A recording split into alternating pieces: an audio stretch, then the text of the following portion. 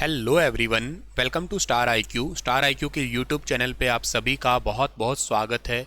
आइए दोस्तों, आज के इस करंट अफेयर सेशन की शुरुआत करते हैं। आज है 7 फरवरी और 7 फरवरी 2024 के हरियाणा करंट अफेयर पढ़ते हैं हम लोग।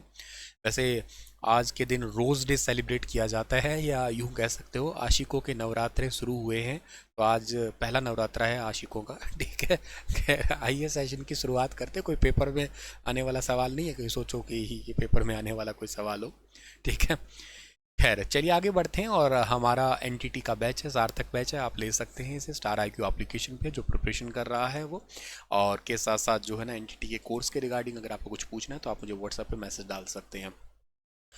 और पहला सवाल पढ़ें उससे पहले एक इंपॉर्टेंट बात, इसको मैंने क्वेश्चन तो नहीं बनाया अलग से, लेकिन जो सिविल्स की तैयारी कर रहे हैं उनके लिए बड़ा ज़रूरी है ये। सर्वोच्च न्यायालय ने पंजाब और हरियाणा उच्च न्यायालय के आदेश के खिलाफ हरियाणा सरकार के द्वारा दायर याचिका पर केंद्र से उत्तर मांगा है, जिसमें राज्य के निवासियों को निजी क्षेत्र में 75% आरक्षण प्रदान करने वाले कानून को असंवैधानिक घोषित किया गया था। आपको याद है कि हरियाणा सरकार ये 75% आरक्षण लेके आई थी। उसको हरियाणा पंजाब हाई कोर्ट ने जो है वो क्या कर दिया था, असंवैधानिक करार घोषित किया था। अब हरियाणा सरकार के द्वारा एक याचिका दर्ज की गई है, जिसपे केंद्र से जवाब मांगा है। सुप्रीम कोर्ट का अभी फिलहाल के लिए जो है ना ये मामला आया है सामने निकल के। 15 जनवरी 2022 को लागू हुआ था हरियाणा राज्य स्थानीय उम्मीदवारों के रोजगार अधिनियम 2020, और इसके खिलाफ बहुत सारी याचिकाएं स्वीकार की गई थी। राज्य में उम्मीदवारों को निजी क्षेत्र में 75% आरक्षण देना था। इसमें मान लेते हैं कि हरियाणा के अंदर हरियाणा का ही कोई पर्सन है, उसको 30,000 रुपये तक की जॉब वाली में प्रेफरेंस दी जाएगी। मतलब किसी कोई फैक्ट्री हरियाणा के अंदर XYZ जो भी नाम हो उसका, और उसके अंदर अगर कोई जॉब निकली है 30,000 रुपये तक की सैलरी वाली जॉब है, तो इसमें 75% लोग जो है ना वो हरियाणा के होंगे, बाकी 25% जो है ना वो बाहर के होंगे। हरियाणा पंजाब हाई कोर्ट की ये राय थी कि इस मुद्दे पे कानून बनाना था तथा निजी नियोक्ताओं को 30,000 रुपये प्रति माह से कम वेतन वाले कर्मचारियों के लिए खुले बाजार से भर्ती करने से रोकना और राज्य के अधिकार क्षेत्र से बाहर है, ये उनकी राय थी। अब देखो ऐसा था कि इसमें बहुत सारे लोगों ने इसको जैसे मान लेते फैक्ट्री वाले हैं, या जो जो खुद एक कंपनी है वो वालों ने, उन्होंने ही जो है ना याचिका दायर की थी। ये हरियाणा वाले जो है ना, देखो हरियाणा में बेरोजगारी की वजह क्या है बता देता हूँ मैं। हरियाणा वाले चाहते हैं बहुत बड़ा काम, ठीक है ना, मतलब ये छोटे मोटे जॉब चाहते नहीं है, बड़ी जॉब चाहते हैं। उसके लिए चाहिए होता है टैलेंट, उसके लिए हम कुछ करते नहीं है, तो बड़ा काम मिलता नहीं है, छोटा हम लेते नहीं है। इस करके अनएम्प्लॉयमेंट हरियाणा बहुत बड़े लेवल पे जूझ रहा है, बल्कि पूरे भारत में सबसे ज़्यादा अनएम्प्लॉयमेंट के एरिया में हरियाणा ही जूझ रहा है। हालांकि साधन संपन्न है, ऐसी कोई बात नहीं है। मतलब हम या तो अपनी ज़मीनों के आधार पे ही रह लेते हैं, जॉब करेंगे तो बहुत बड़ी वाली करेंगे, छोटी मोटी जॉब करेगा ही कौन। अब कंपनी वाले बोले कि देखो हरियाणा वाले ना 75% अगर कर दिया, तो हरियाणा वाले मांगते हैं, मतलब मान लेते हैं कि पर डे के लिए वो तो कहेंगे हमें 2,000 रुपये दो, लेकिन हमें यूपी बिहार वाले तो मिल जाते हैं 500 रुपये में ही, और उनसे ज़्यादा काम करेंगे। ये इधर हरियाणा वाले अगर आ भी गए तो एक तो काम नहीं करेंगे, करेंगे अगर उनको कुछ कह दिया कि ये काम करो तो हमारा सर फोड़ के चले जाएंगे। ये तो गड़बड़ी बहुत है, इस करके ये कानून आप वापस लो, इसको रद्द करो। अगर ऐसी ऐसी याचिकाएं दर्ज की गई थी इस पर, तो इसके लिए इसको असंवैधानिक जो है ना वो घोषित किया गया था। वैसे आंध्र प्रदेश, मध्य प्रदेश, झारखंड सहित अन्य राज्यों में जो आदिवासियों के लिए रोजगार आरक्षण विधेयक कानून की घोषणा की गई है। और 2019 में आंध्र प्रदेश विधानसभा में पारित रोजगार कोटा विधेयक में स्थानीय लोगों के लिए 3/4 निजी पद भी आरक्षित किए गए हैं। हालांकि बहुत हद तक पूरा हो नहीं पाता है, ये सिर्फ चुनावी जुमला होता है ये। आर्टिकल 16 ये कहता है कि हर किसी के लिए रोजगार दिया जाए, या कोई भेदभाव नहीं करेगा, लेकिन कोई राज्य अपने लिए इसके खास कानून बना सकता है, ऐसा आर्टिकल 16 का कहना है। तो पर इसको कभी पूरा किया ही नहीं गया पूरे भारत में, बहुत अच्छे लेवल पे एग्जीक्यूट हुआ ही नहीं है। आंध्र प्रदेश में थोड़ा हुआ एग्जीक्यूट, लेकिन बहुत ही मतलब 3/4 लेवल पे ही हुआ कह सकते हो आप लोग। और वो दूसरा राज्य ही बहुत बड़ा है, उसमें बहुत सारी अपॉर्चुनिटी भी है इस मामले में। ठीक है, खैर अगला सवाल है कि हरियाणा के किस जिले में नए दीनबंधु छोटू राम थर्मल प्लांट का निर्माण होगा। आपको अच्छे से पता होना चाहिए पहली तो बात कि हरियाणा राज्य के अंदर जो है ना वो थर्मल प्लांट से रिलेटेड बात है। थर्मल प्लांट हरियाणा के अंदर ये वाला ऑलरेडी कहाँ पे है, तो ऑलरेडी ये यमुनानगर के अंदर एक नया और बनने वाला है यहाँ पे। इसके रिगार्डिंग जो ना ये घोषणा हुई है कि एक नया दीनबंधु छोटू राम थर्मल प्लांट है, ये बनेगा। तो इस पॉइंट को आप लोगों को यहाँ से याद कर लेना है, ठीक है।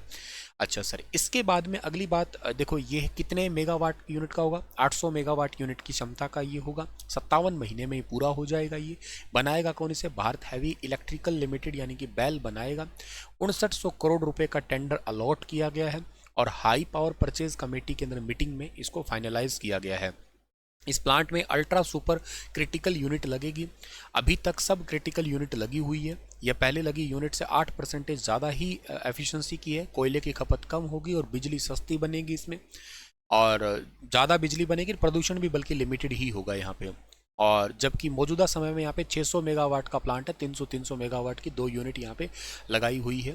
और ये मेक इन इंडिया तर्ज पे होगा, मतलब पूर्णतः स्वदेशी ये होने वाला है आपका। तो ये खास बात है यहाँ पे आपकी, ठीक है ना। तो यूँ कह सकते हो यहाँ पे फिर एक 600 मेगावाट का तो पहले से ही है, 800 का और लग जाएगा, तो कैपेसिटी यहाँ पे जो है इस ज़िले की बढ़ जाएगी। ये सबसे अच्छी और बहुत ही इंपॉर्टेंट सी बात है जो आपको याद रखना है यहाँ पे, ठीक है। चलिए सर जी, इसके अलावा आपको मैं एक बात और बता देता हूँ कि हरियाणा राज्य के अंदर, जहाँ देखो पूरे राज्य के अंदर बिजली कब आई थी? 29 नवंबर को आई थी, 1970 को आई थी आपकी, ठीक है ना। चौधरी बंसीलाल जी की सरकार थी। और उस समय हरियाणा के अंदर ना, मतलब 1970 के बाद बात करूँ तो हरियाणा के अंदर विद्युत जो बिजली की उत्पादन की कैपेसिटी थी ना, वो लगभग 343 मेगावाट की थी। लेकिन आज ये बढ़ के लगभग 6000 मेगावाट के आसपास पहुँच गई है, बल्कि इससे प्लस ही है कह सकते हो आप लोग। हरियाणा राज्य में बिजली बोर्ड की स्थापना कब हुई थी पता है आपको? ये हुई थी 3 मई 1967 को हुई थी ये। और बिजली बोर्ड के 2 निगम हैं। बिजली बोर्ड के 2 निगम कौन कौन से हैं? तो बिजली बोर्ड का जो 2 निगम है या 2 बोर्ड जो है ना, उनका एक का तो नाम आपको याद रखना है, हरियाणा बिजली वितरण बिजली उत्पादन निगम बोर्ड है, जिसको आप लोग HVPNL के नाम से जाना करते हैं। एक हरियाणा बिजली विद्युत प्रसारण निगम है, जिसको आप लोग HPGCL के नाम से जानते हो, ठीक है। और एक बात और याद रखना आप लोग, हरियाणा में पहला ऊर्जा पार्क कहाँ पे खुला था? ऊर्जा पार्क, एनर्जी पार्क जो है ना, ये खुला था कहाँ पे? नौलथा के अंदर खुला था। नौलथा पानीपत के अंदर यहाँ पे खुला था ये आपका ही, ठीक है।